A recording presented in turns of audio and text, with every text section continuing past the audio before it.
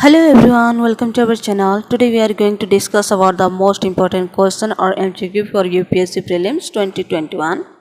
Already we discussed part 1 to 40. Now we are going to discuss about the part 41. Then let's start it. Okay, then here question number 401.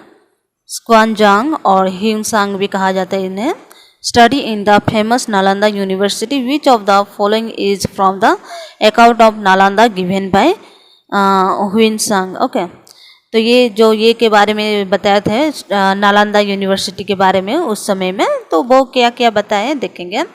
There were no set rule in Nalanda and everyone just followed their own conscience. तो ये गलत है. वहाँ पे क्या है, हर rules होता था तो रूल्स फॉलो नहीं करने से वो वहाँ पे ये नहीं रखते थे. देन दूसरा, there was a tradition of strict separation between the old and the young learner out of reverence. तो ये भी नहीं था. देन दूसरा क्या है, the gate keeper of Nalanda asked the new entrance difficult question and were allowed to enter only when they answered this question. तो ये सही था. बहुत ही डिफ़िकल्ट वाला क्वेश्चन पूछा जाता था, अगर सही आंसर देते थे तभी अंदर जाने देता था. तो 10 लोगों में से मे बी 6 और 7 लोग ये करते थे, नहीं दे पाते थे सही आंसर, तो वो बहुत ही डिफ़िकल्ट होता था. तो हम लोग का 3 ऑप्शन जो है करेक्ट हो जाता है इसमें. तो चलिए देखते हैं थोड़ा सा इसका एक्सप्लेनेशन. ये देखिए यहाँ पे दिया हुआ है. Squanjangs and other pilgrims spent time studying in Nalanda, the most famous Buddhist monastery of the period. This is how he described it. तो उसके बारे में क्या क्या डिस्क्राइब किया है. The teachers are men of the highest ability and talent. Okay, तो वहाँ के जितने भी टीचर थे वो लोग बहुत ही हाईएस्ट एबिलिटी के थे. देन दूसरा क्या है, teaching the Buddhism in A seniority. वो लोग बुद्ध के बारे में एकदम से सिंसियरिटी वो ये करते थे, एक्सप्लेन करते थे और बताते थे उसके बारे में. देन दूसरा क्या है, रूल जो भी ये होता था उसे फॉलो करना पड़ता था. अगर फॉलो नहीं करते हैं तो स्ट्रिक्टली पनिश किया जाता था या फिर निकाल दिया जाता था. और डिस्कशन ये तब क्या है, हम लोग वहाँ पे ऑल द डे वो लोग डिस्कस करते थे कि कौन कौन सा ये हुआ है, आज कौन सा पढ़ाया है, उसके बारे में डिस्कशन होता था. देन वहाँ पे जो गेट कीपर थे बहुत ही डिफ़िकल्ट क्वेश्चन पूछते थे जो हम लोग पहले देखे हैं. Then question number 402, with reference to Indian independence movement, which of the following event took place after the end of World War II? तो ये World War II में जो आफ्टर World War II में जो मूवमेंट हुआ है उसके बारे में देखेंगे.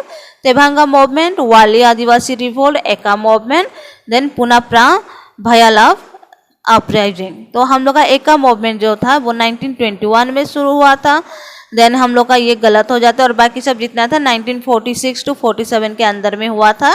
तो हम लोग का ऑप्शन हो जाएगा 1, 2 एंड 4. ओके, 3 को काट के 1, 2 एंड 4 हो जाता है. तो हम लोग का देखिए एका मूवमेंट जो है 1921 में शुरू हुआ था और बाकी जितना था वाली मूवमेंट 1945 टू 47 में हुआ था.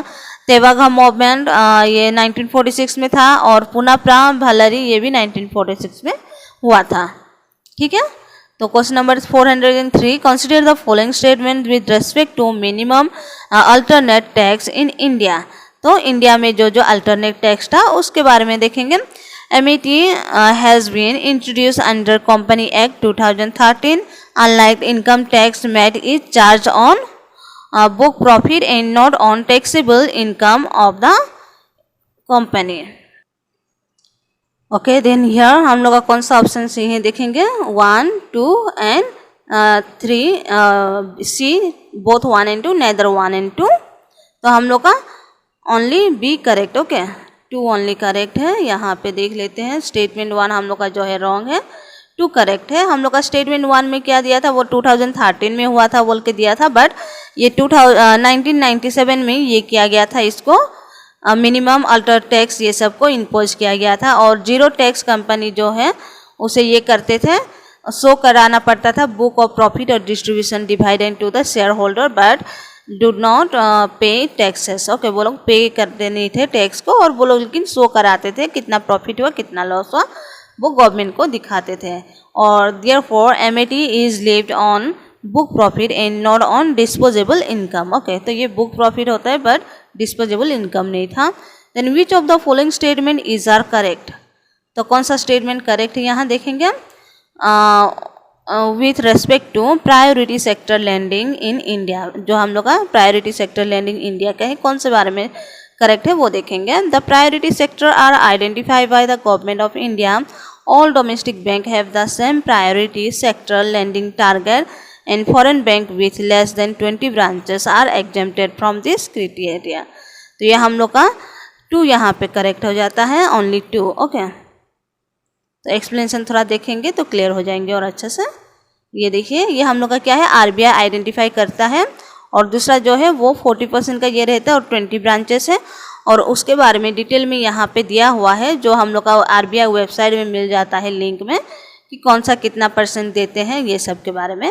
तो करेंटली हम लोग का जो रीजनल रूरल बैंक और स्मॉल फाइनेंस बैंक है, वो लोग का PSL टारगेट क्या है, 75% है, और दूसरा जितना भी है 40% है, जो ये किया गया है, यहाँ पे सेट किया गया है। ठीक है, then 405 with reference to the Atal Bimit Vyakti Kalyan Yojana, which of the following statement are correct. Okay, तो हम लोग का जो अटल बीमित व्यक्ति कल्याण योजना के बारे में है, it aim to provide employment allowance to persons insure under employ state insurance act 1948 only. Okay, तो हम लोग ज़्यादातर अनली जब भी आता है तो हम इसको इनकरेक्ट कर देते हैं, बट हमें पहले ध्यान देना चाहिए कि ओनली दिया हुआ है, बट वो सही है कि नहीं वो भी देखना चाहिए। ठीक है, it will be implemented by the district mineral foundation of the respective district using the fund accruing to the DMF। Then recently an enhanced relief was added for worker who lost their job during the COVID-19 pandemic। तो हम लोग का 1 and 2 correct है, 3 यहाँ पे गलत है, और सॉरी 1 and 3 करेक्ट है, 2 यहाँ गलत है। तो चलिए देख लेते हैं थोड़ा सा, ऑप्शन सी सही है। स्टेटमेंट 1 हम लोग का करेक्ट है, ये 2018 में ये किया गया था, लॉन्च किया गया था अटल बीमित व्यक्ति योजना और कल्याण योजना, और ये क्या था, इंश्योरेंस पर्सन के लिए था, IP के लिए था, और 25% जो एक्सटेंड कर सकते हैं उसका है, और पर डे का ये कर सकते हैं, एवरेज पर डे 25% होना चाहिए और 90 डेज के लिए होना चाहिए था।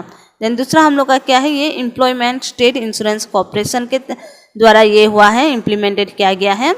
और हम लोग का तीसरा जो है, रिसेंटली जो हम लोग का COVID-19 के लिए बोल के बहुत सारे जॉब ये सब छूट गया है, तो वो लोग के लिए रिलैक्सेशन ये सब भी है यहाँ पे। ठीक है, तो यहाँ पे पूरा डिटेल में है, अगर आप लोगों को PDF चाहिए तो कमेंट करके ज़रूर बताएंगे, मैं ये शेयर कर दूँगी आप लोगों को।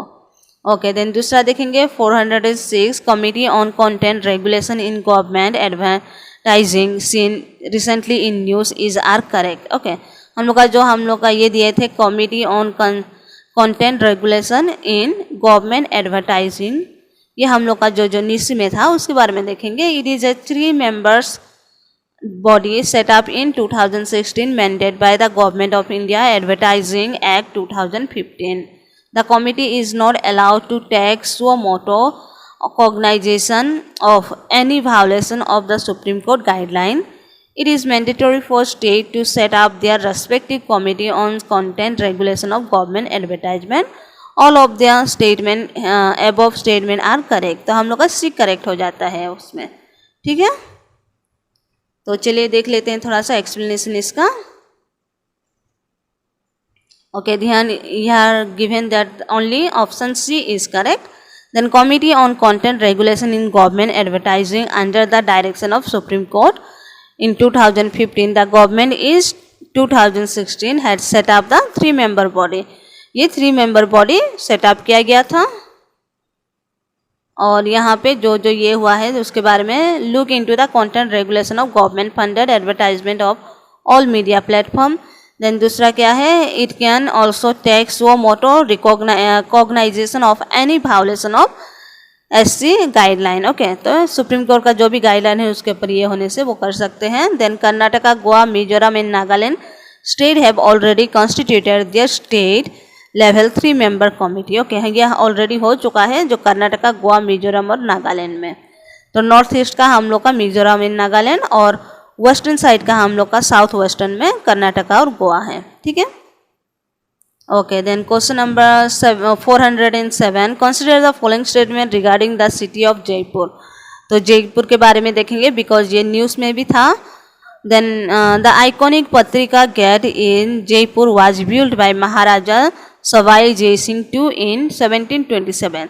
तो ये पत्रिका गेटवे जो है ये रिसेंटली हम लोग का जो पीएम मोदी इनागुरेट किए थे, जो महाराजा शिवाजी जय सिंह टू जो बिल्ड किए थे वो गेट 8 गेट को बिल्ड किए थे, पत्रिका गेट को नहीं। पत्रिका गेट एक्चुअली एक न्यूज़पेपर का ये है, नाम है पत्रिका, देन उसी का ये इनागुरेट हुआ था, रिसेंटली इनागुरेट हुआ था, तो वो न्यूज़ में आया था, ठीक है। तो इसमें कन्फ्यूजन नहीं होना है। Jaipur is one of the world heritage site as recognize by the UNESCO. तो ये भी सही आंसर है हम लोग का, तो हम लोग का only 2 correct, okay, B correct हो जाता है और 1 हम लोग का गलत है। तो चलिए देखते हैं थोड़ा सा इसका एक्सप्लेनेशन में। Okay, then statement 1 wrong because PM Modi recently inaugurated the Patrika gate in Jaipur. और ये न्यूज़पेपर ग्रुप है, पत्रिका ग्रुप ऑफ न्यूज़पेपर है। देन दूसरा क्या है, जो महाराजा थे Sawai Singh two founded Jaipur in 1727 CE में ये फाउंडेड किए थे और 8 गेट इन्होंने बनाए थे, ठीक है। और ये यूनेस्को वर्ल्ड हेरिटेज साइट में ये डिक्लेयर किया गया है जयपुर को, और जुलाई 2019 में। Okay, 408 question number. Mangrove are considered as most productive wetland, but they are increasingly threatened due to, okay, उसको threatened किया गया है because changing land use pattern, natural calamities, increasing human population in coastal area. तो ये हम लोग का तीनों के तीनों ही सही हो जाते हैं। देन ए हम लोग का होता है 1, 2 and 3। एक्सप्लेनेशन थोड़ा सा देखेंगे। Intertidal tropical and subtropical region between latitude 24 degree north to 38 south where helophytic vegetation called mangrove। Okay, हम लोग का जो वर्ल्ड ये है मैप है उसमें हम देख सकते हैं कि जो हम लोग का 24 डिग्री नॉर्थ से लेके 38 डिग्री साउथ तक जितना भी एरिया है उसमें हम लोग का मैंग्रोव वेजिटेशन होता है। They are marshy areas found in tropical delta and saline pond near sea shore. तो ये हम लोग का सी कोस्ट हो सकता है, कोस्टल एरिया में, या फिर सी शोर, ये सब में ये सैलिन वाटर पॉन्ड में ये मैंग्रोव होता है। और इसको जो बायोटिक प्रेशर ये सब है उसके बारे में डिटेल में है। अगर आप लोग को पीडीएफ चाहिए तो आप लोग कमेंट करके बताएंगे, मैं जरूर शेयर करूँगी। Okay, then question number 409, consider the following statement about Karewas. तो ये हम लोग का जो ये को सेफ्रॉन को जीआई टैग मिला था, हम लोग का जो कश्मीर का सेफ्रॉन को जीआई टैग मिला था, तो उसके बारे में है कारेवास, वहाँ का लैंड फॉर्म ये सब के बारे में। तो थोड़ा देखेंगे। It is form by thick deposit of glacials clay and other material embed with moraines. Okay, तो ये करेक्ट है। It is situated for cultivating cash crop like saffron, almond and walnut, ये भी करेक्ट है। It is found in Kashmir valley, तो ये Kashmir valley में हमें मिलता है। तो यह हम लोग का तीनों के तीनों ही करेक्ट हो जाते हैं, ऑप्शन डी। तो चलिए देखते हैं इसको। कारेवास क्या है? Karewas are thick deposit of glacial clay and other material embedded with moraines. Okay, they are lacustrine deposit of sand, clay, loam, silt and boulders. Then carewas are suitable for cultivation of cash crop like almond, saffron and walnut. ये सब को ये कर सकता है। और carewas कहाँ मिलता है? हमें कश्मीर और नॉर्थ वेस्टर्न हिमालय में मिलता है। ओके, देन आज का लास्ट क्वेश्चन है 410, विच of the following may be the causes of tsunami. Okay, tsunami के बारे में है। देन मेटेराइट अटैक, लैंडस्लाइड अंडर सी, अर्थक्वेक, वोल्केनिक इरप्शन। तो ये हम लोग का तीनों के चारों ही सही हो जाता है, बिकॉज जब भी वोल्केनो इरप्शन होता है अगर सी के अंदर में हो रहा है तब ये होता है। दूसरा अर्थक्वेक भी, ये सब के बारे में।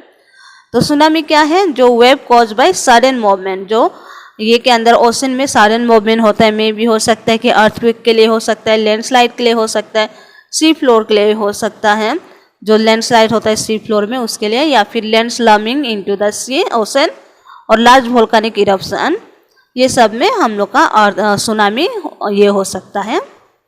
देन अर्थक्वेक, ये सब के बारे में डिटेल में यहाँ पे दिया हुआ है। अगर आप लोग को पीडीएफ चाहिए तो आप कमेंट करके बताएंगे। और अभी एग्जामिनेशन के लिए भी बहुत सारे स्टूडेंट प्रिपेयर कर रहे होंगे, तो आप लोग ज़रूर शेयर कीजिए, बिकॉज 1 महीना और 3 दिन बच गया है एग्ज़ाम के लिए। तो आप लोग ज़रूर शेयर कीजिए, तो वो लोग को हेल्प हो सकता है अगर आप लोग शेयर करेंगे तो। और सब्सक्राइब कीजिए ताकि मेरा नया जब भी वीडियो आए तो आप लोग तक पहुंच पाए। और हम लोग का जो नेक्स्ट डे में हर दूसरे दिन में चलता है आर्ट एंड कल्चर का और ये टेस्ट सीरीज़, तो आप लोग इसको ये कर सकते हैं। और मॉर्निंग में भी हम लोग जो ग्रामर लेके आ रहे हो उसके लिए भी आप लोग ये कर सकते हो, देख सकते हो। बिकॉज ग्रामर क्या है हम लोग के लिए बहुत ही इंपॉर्टेंट होता है हर एक एग्जामिनेशन के लिए, इवन स्कूल का हो या फिर कोई भी एग्ज़ाम हो, कॉम्पिटेटिव एग्ज़ाम हो, उसके लिए इम्पोर्टेंट है। आप लोग ज़रूर शेयर कीजिए और सब्सक्राइब कीजिए। Okay, thank you, take care, bye bye.